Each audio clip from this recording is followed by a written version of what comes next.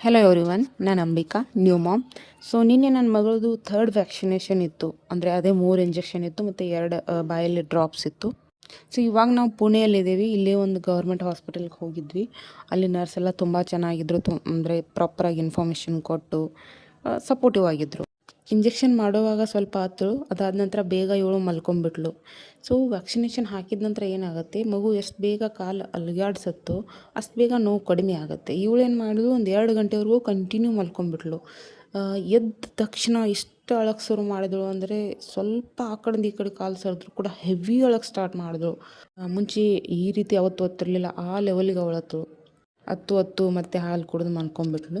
Paracetamol ಔಷಧಿ ಇತ್ತು ನಮ್ಮ ಮನೆಯಲ್ಲೇ ಹೋದ ಸಾರಿ ತಂದಿದ್ದು, ಅದನ್ನು ಹಾಕಿದೆ. ಪ್ಲಸ್ ಏನು ಇಂಜೆಕ್ಷನ್ ಮಾಡಿದ್ರಲ್ಲ ಅಲ್ಲಿ ಐಸ್ ಕ್ಯೂಬ್ ಏನಿರುತ್ತೆ ಅದರಿಂದ ಶೇಕ್ ಮಾಡಿದೆ. ಡೈರೆಕ್ಟಾಗಿ ಮಾಡಿಲ್ಲ, ಒಂದು ಬಟ್ಟೆಯಲ್ಲಿ ಐಸ್ ಕ್ಯೂಬ್ ಹಾಕಿ ಅದರಿಂದ 1-2 ದಿನ ಶೇಕ್ ಮಾಡಿ ಅಂತ ಹೇಳಿದರು.